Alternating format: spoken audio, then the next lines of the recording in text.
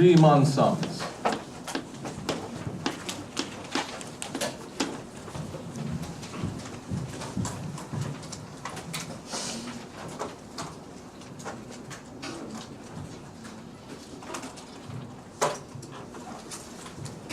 This is the man.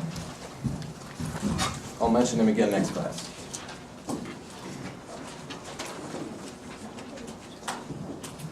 And I picked out a zoomed out picture so you can't see how crooked his glasses are in this picture.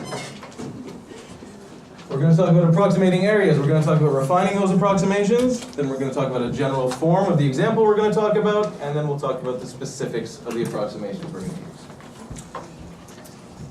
Okay, so you'll remember in our very first class we talked about the problem of tangents and finding their slopes and instantaneous rates of change and how the derivative solved that problem. Okay? But before that we talked about this. So we talked about the problem of finding the area of a circle or discussing the area of a circle. And you may remember that what we did was we inscribed a regular polygon inside the circle because the areas of polygons are easier to calculate than the areas of curvy things. We don't know how to calculate the areas of curvy things. So we inscribe the regular polygon, slice it up into triangles. Triangles are easy to deal with. Find the areas of the triangles and add them up. Okay? And to get closer and closer to the true area of the circle, what do? We increase the number of sides of the polygon. You wind up with more slices. You wind up with narrower slices. And that gets you closer to the right answer. Okay? And that is essentially exactly what we're going to do today. So we'll start with an example.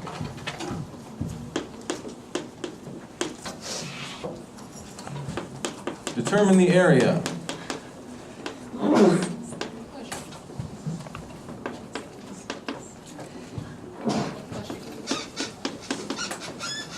of the region under the graph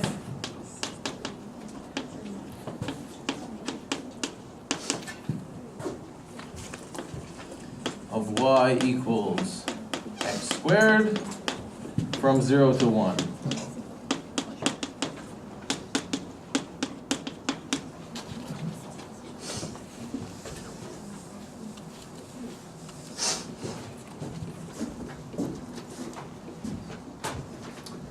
All right, this is the good stuff. So what does that look like? That graph.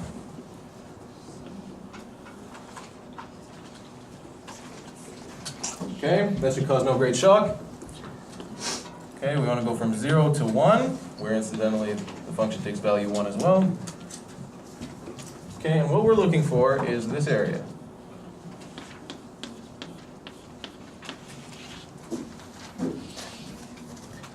Okay, so when we talk about the area under the curve, we're talking about the area under the curve and above the x-axis.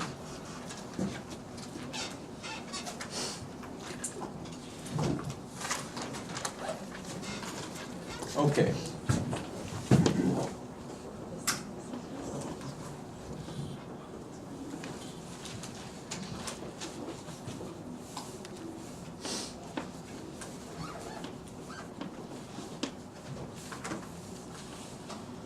I will speak to you again soon. Okay. So what we're going to do to figure this out is we're going to slice this guy up. Hey, remember slicing? We're going to slice this guy up into, let's say, 4 slices. Okay, so we're going to slice up the interval from 0 to 1 into 4 equally large slices. So that's going to be 1/4, that's going to be a 1/2, that's going to be a 3/4, and that's going to be 1. Okay? 4 equally wide slices. Now these things still have curved tops, so that makes our life difficult. So what we do is we approximate the area of each slice by the area of a rectangle. That rectangle.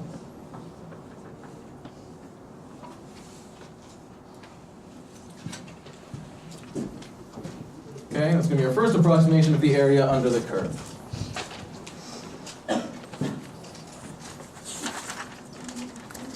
We're using what's called a right endpoint approximation.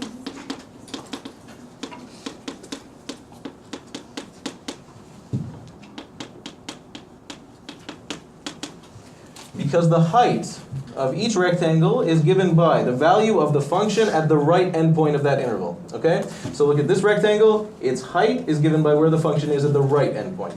Okay? So this guy Fix the value of the function of the right endpoint, value of the function of the right endpoint, and so on. Questions about that or anything else? Okay. Basically, the function goes through the top right corner of the rectangle. Okay. Okay, the width of each of these guys is 1/4. Okay, so the width of each rectangle is 1/4. And we can find the heights easily, okay, because we just said it's the value of the function. So the value of the function at 1/4, okay, for this guy is just going to be 1/4 squared, okay, y equals x squared, y equals x squared. So the value of the function here is 1/4 squared. Here we have 1/2 squared. Here we have 3/4 squared. And here we have 1 squared. Okay, rectangles are easy, right? Base times height, and that's it.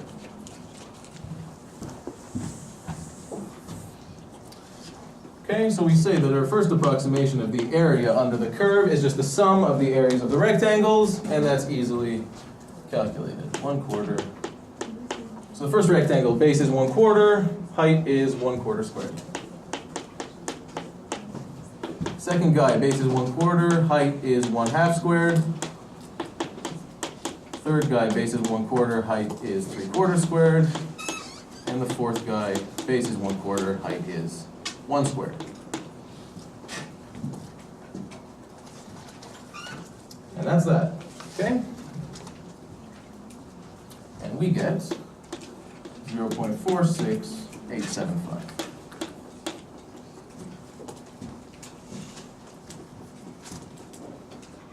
Okay? Questions? Okay, what do? We slice up. We use nice straight things to approximate curvy things. We add up and we get an approximation, which is admittedly a very poor approximation. Okay? Guys, did we overestimate the area or underestimate the area? Over. Okay, the area we wanted was the stuff under the curve, but what we calculated was the area of all the bars, which is clearly higher, right? And the reason that happens is that this function is increasing. Okay, so we got an overestimate, and a pretty gross overestimate because of how rough this approximation was. Excellent, so let's do better. What can we do to make it better?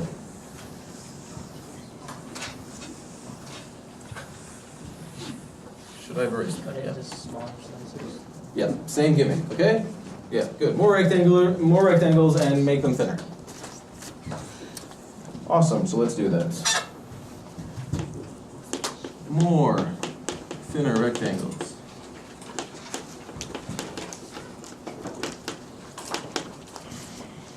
To refine our approximation. So if we use n rectangles,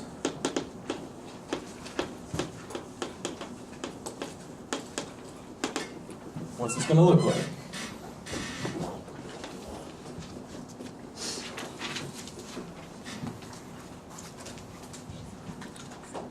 All right.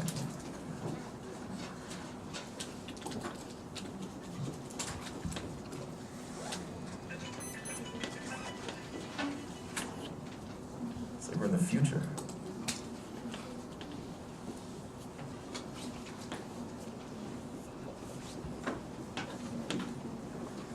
Yes.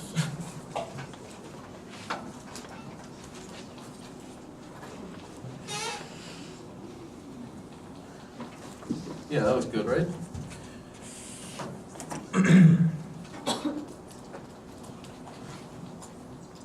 Something like that.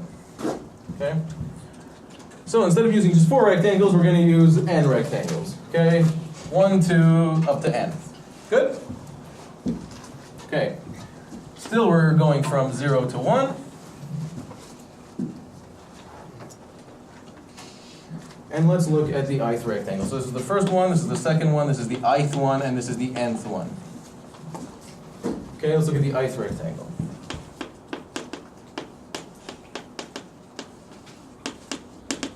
Again, we've broken up our interval, 0 to 1, into n equally sized subintervals, just like we did over there. Okay, and again, we're using the right endpoint approximation. The function goes through the top right-hand corner of each rectangle. Okay, what's the base of the ith rectangle? How wide is the bottom?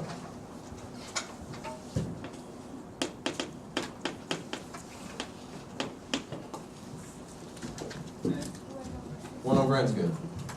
Excellent. So we've got 1, and we're breaking it up into n pieces, so each piece is 1 over n. Excellent. Thank you. Okay, and it's the same for all the rectangles. Okay. What's the right endpoint of the interval?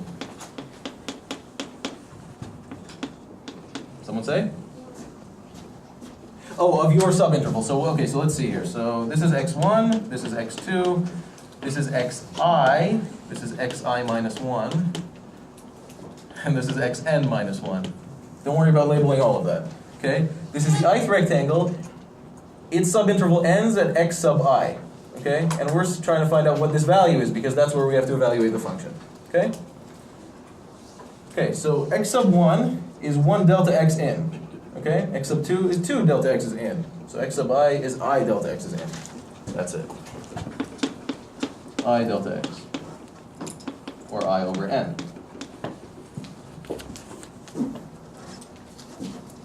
Easy as that. Okay?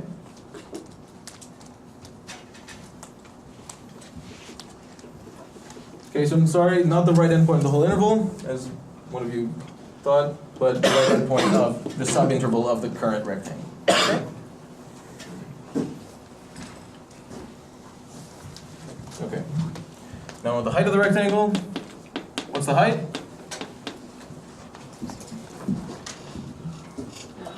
What's that? What do I do? Yeah, good. What's that? X sub I squared? Excellent. Okay, good. Okay, so that's your function. So just evaluate your function there. Okay, if I evaluate my function there, I get that point, and that's the height of the rectangle using the right endpoint approximation. So the height is just the function evaluated at that right endpoint. Okay, and since we're talking about the function x squared, we just write this.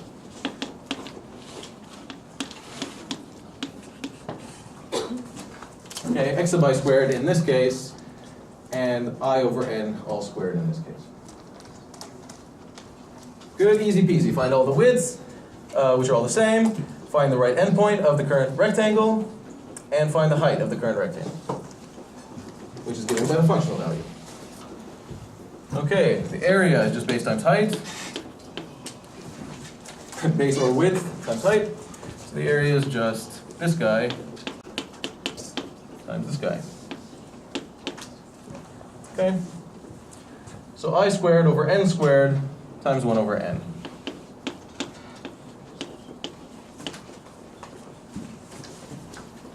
And that's that. Okay? That's the area of the ith rectangle.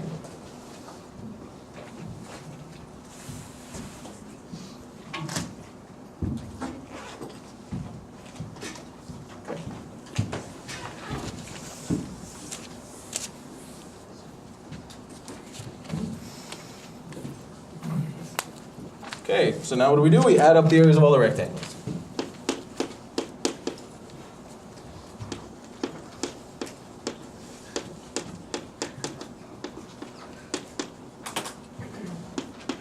We call it R sub n.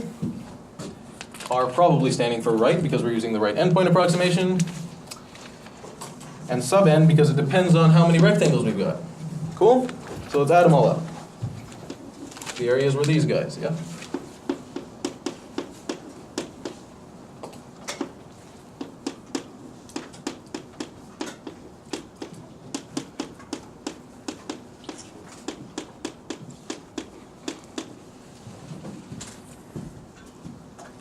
Okay, add up all the areas.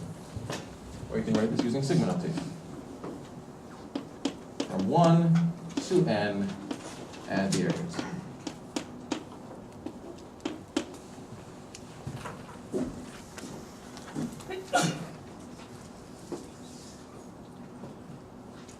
Okay?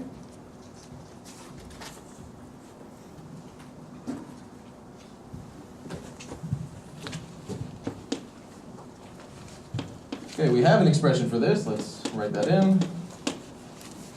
I squared over n cubed.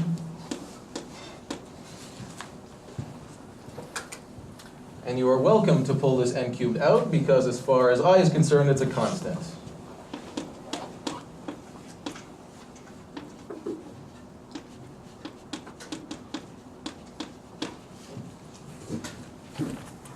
Okay, once again, you're allowed to pull out constants. N has nothing to do with I, so you're allowed to pull it out.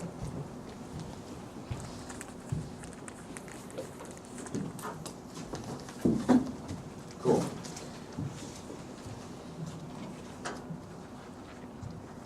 Okay.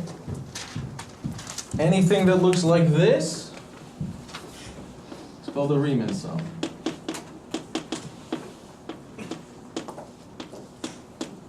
Remember the lovely man in the chair.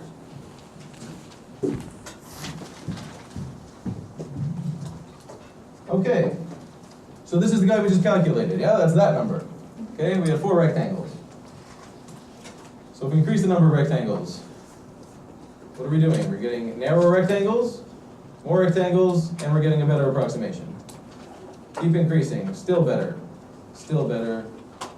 and at this point you can't really tell the difference, can you, between the area covered by the rectangles and the area under the curve.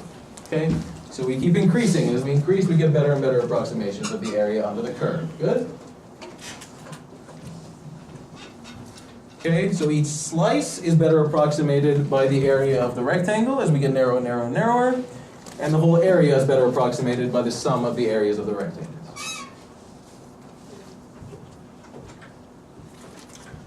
All right, look at those numbers again. What do we seem to be approaching, kids? 0. What's that? 1/3. 1/3 is good. Okay, we get better approximations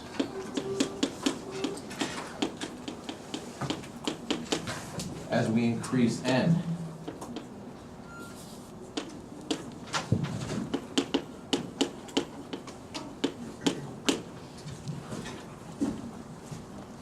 Good? All right.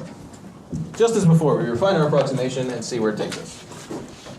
And you suggested correctly that we're going toward 1/3, and going toward, we have a word for that. It's a limit.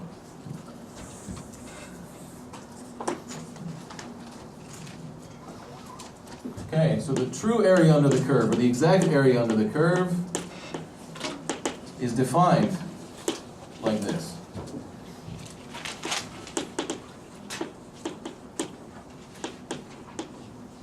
Okay? Where are we going as we increase the number of rectangles? The limit of that thing as n grows up. Okay? All right.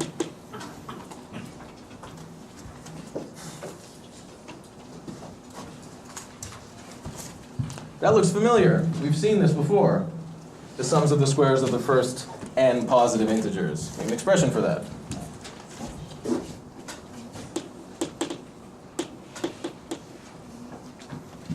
And you may remember last class I said we're going to be talking about the limit of a sum, and this is the very thing.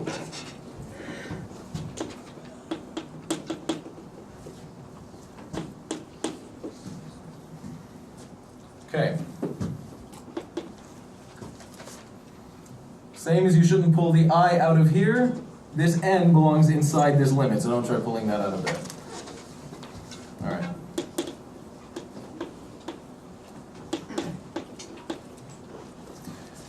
Okay, the sum of the squares of the first n positive integers is given by n plus 1, 2n plus 1 over 6.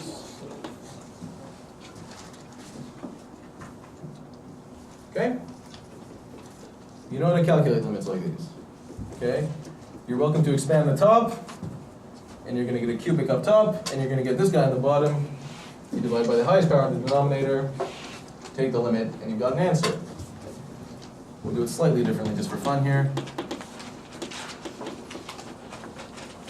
Okay, n over one of the n's, and I can pull this 1/6 out. N over one of the n's times n plus 1 over one of the n's times 2n plus 1 over the last n.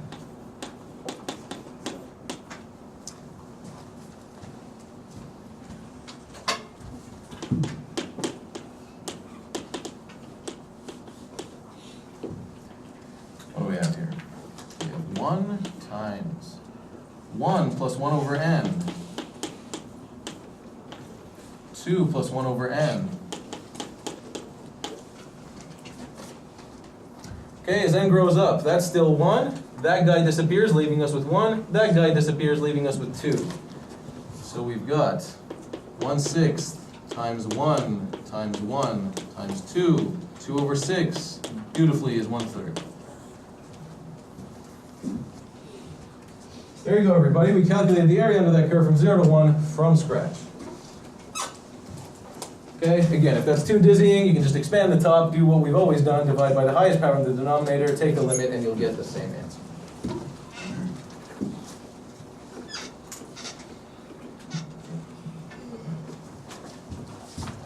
Notice this is a limit of a sequence. Okay, this is a sequence of approximations for approximated areas. Remember that to solve the tangent problem, what did we do? We used secants, and then we brought the secants closer and closer and closer to the tangent, so we used approximations and took the limit of the approximations, and it gave us our true value. Same thing here, we've got approximations, and we're taking the limit of the approximations. Okay? Good?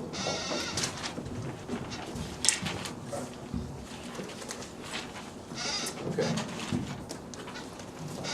Again, this is amazing, okay? This is a curvy thing, and we got its area, like this.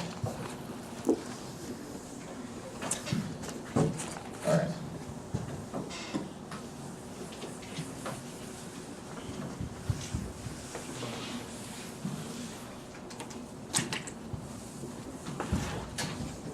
Questions? All right. We're going to do the same thing in general, almost in general.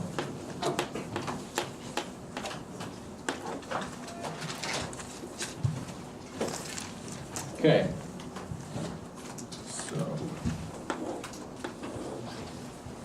so suppose we're given a function f, okay, that's continuous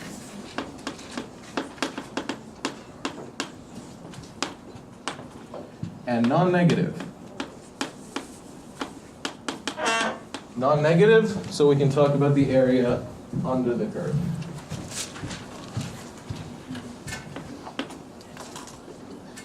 On the interval closed from A to B.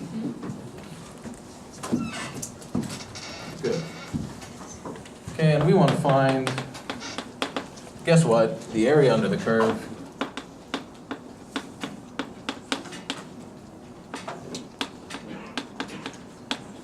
From A to B.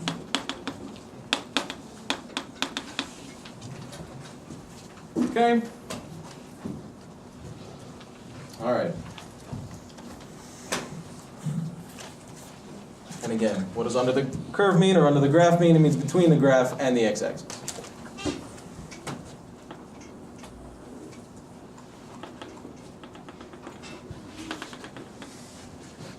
A, B.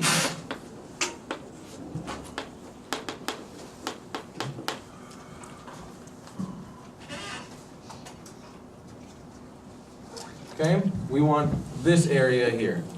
Okay? Another way to talk about this area is to say it's bounded by y equals 0, y equals f at x equals a, and x equals b. Same deal, okay? Break your interval up into equally sized subintervals, okay? And then we'll get those slices again, okay? And we'll use n slices. And then we'll approximate them by rectangles using the right endpoint approximation rule. So here we go.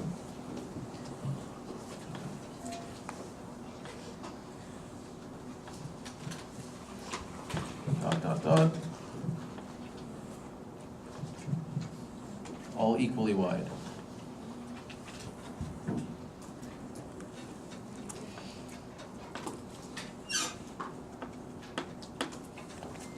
Okay, and rectangles. 1, 2, I, n. Okay. Again, that's x sub 1. That's x sub 2. That's x sub I minus 1. That's x sub I, and that's x sub n minus 1. Okay? X sub 1, x sub 2, x sub I minus 1, x sub I, x sub n minus 1. Okay? The right endpoints of the corresponding rectangles. Or their subintervals. Does that make sense? What we did before. Yep? Okay. All right.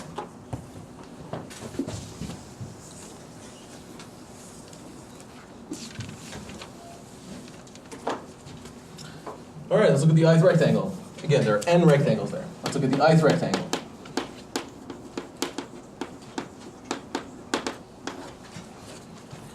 Okay, what's its width?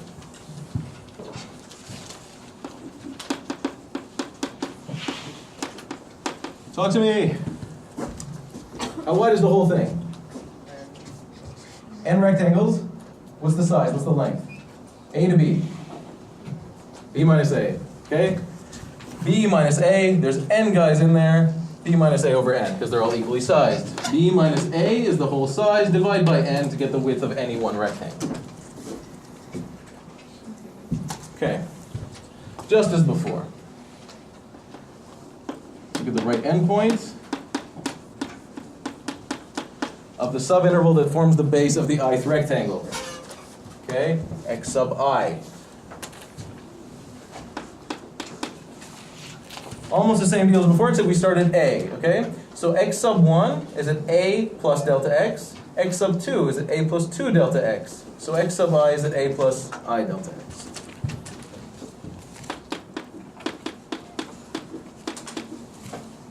And that's delta x. The height. What do we do?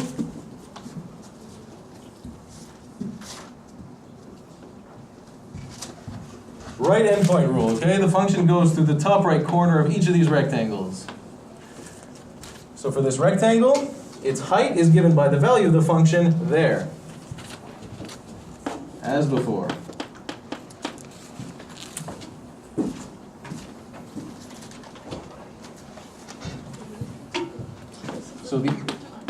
So the area of the rectangle, base times height. That's it. Okay? So now we add up.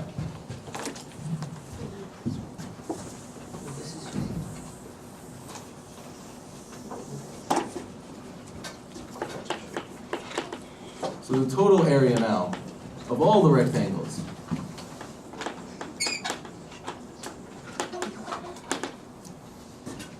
is given by adding up all those areas.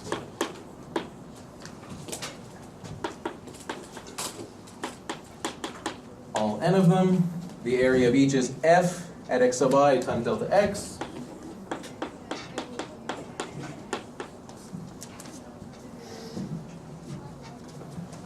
And what do I say? Anything that looks like that is a Riemann sum. Okay, and that's our approximation using n rectangles of the area of this thing. To get the true area, what do? The true exact area of this region.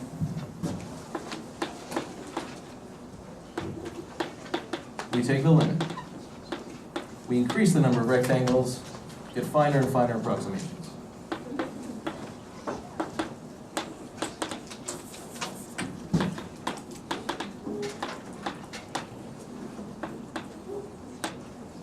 From 1 to n.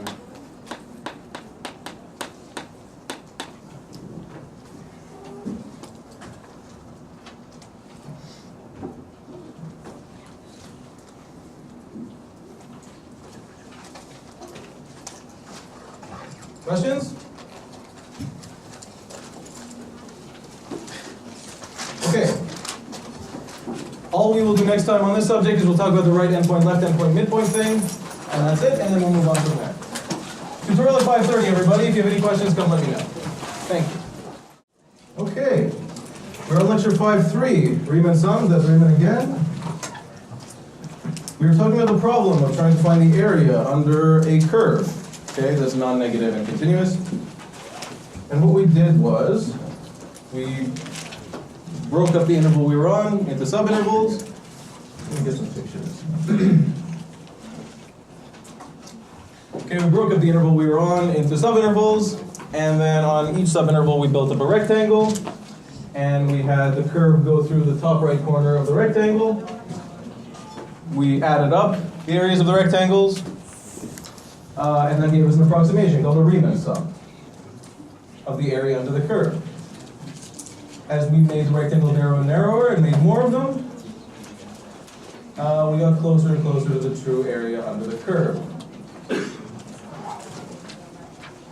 And we wrote expressions for all of that in general, and in the tutorial I did an example of that, and we also did an example in another sense in class. Any questions about any of that?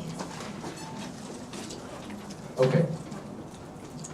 Very good.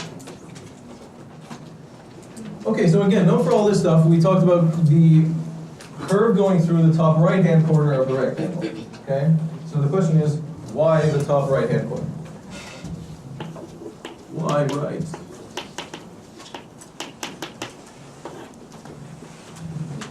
Okay, so we used what's called the right endpoint approximation to make our Riemann sum. So this is what we had. Right endpoint approximation to make the Riemann sum.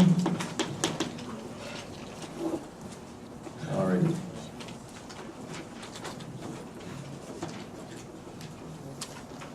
Okay, so each rectangle has height equal to the value of the function at the right endpoint of the subinterval.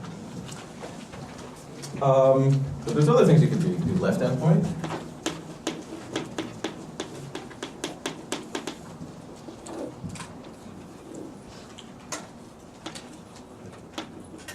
Okay, where the height of the rectangle is the value of the function at the left endpoint of the subinterval. Or you can do midpoint.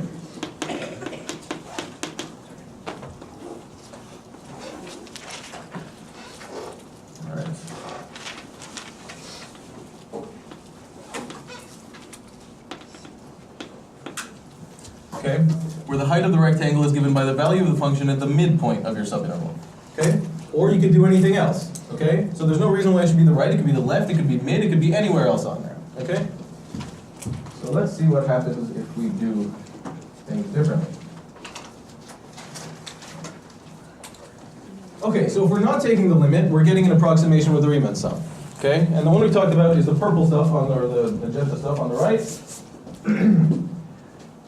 And we saw, in the case we did, we saw that we got an overestimate of the true area being the area under the curve, and the approximation being the areas of all the rectangles added up. And we saw that we got an overestimate, okay, because we had an increasing function, okay? For an increasing function, the right endpoint of the subinterval is the highest point on the function, and so we get an overestimate when we add up the areas of the rectangles. If you have any questions, let me know. Okay. If we do the left endpoint approximation, we get the opposite for an increasing function. Okay, the left endpoint of the subinterval is the lowest point the function has on that subinterval, and so we get an underestimate. The rectangles are under the curve. Okay, for an increasing function. And you can see the opposite is true if you have a decreasing function. Okay, so the left endpoint approximation gives you an overestimate. The right endpoint approximation gives you an underestimate. Okay, and that should all make sense. Okay, draw yourself some pictures. Nothing weird there. Again, that's if you're using the Riemann sum as an approximation and you're not taking the limit. Notice that if you do the midpoint thing, you get a more balanced deal going on, okay? So, this is in this case, we've got neither an overestimate nor an underestimate. And again, we've got a more balanced sort of answer, okay? So typically your best bet is to do the midpoint version. Okay, so if you want a good approximation, typically it's better to do the midpoint approximation than either of the other guys. Okay, and in fact, there's other kinds of approximations. You do the trapezoid method, the Simpson's rule. There are various other ways of approximating things, okay? They don't look quite like this. There are various other ways of approximating areas under curves. And those of you who have the forbidden curvy symbol on your calculators is doing that kind of thing. It's calculating an area approximately using a curvy version of this. Probably. Okay. Good. Good. Okay, so that's if you're using the Riemann sum as an approximation. What if you actually take the limit? What if you take the limit to try to find the true area? Okay, so as I increase the number of rectangles, no matter which approximation I use, I'm still approaching the true area under the curve. Okay? So as an approximation it matters, which method you use, but in the limit, as you try to find the true area, it doesn't matter. Okay, so, does it matter where we sample? Okay, and these things are called sample points.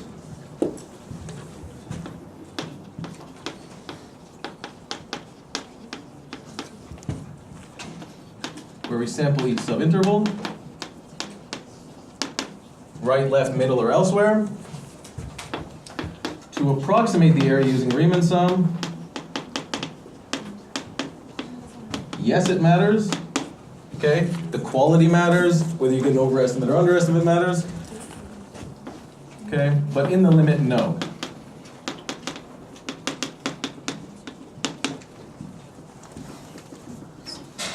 Okay, in the limit, they're all going to the same place. It doesn't matter which method you use. Okay? Okay, and here's another example where we're not decreasing or increasing over the whole interval, just so you have a picture of that. And in this case, all bets are off, right? You can't say the left endpoint is either an overestimate or underestimate. You can't say the right one is an overestimate or an underestimate. You can't guarantee anything like that, okay? Because it's not increasing or decreasing over the whole interval. Okay, so those are the three approximations you get using 10 rectangles.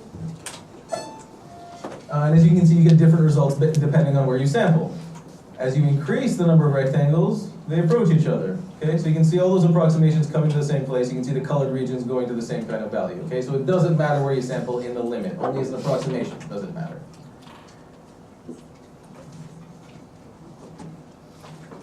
And that's all I have to say there. Any questions about that before we move on?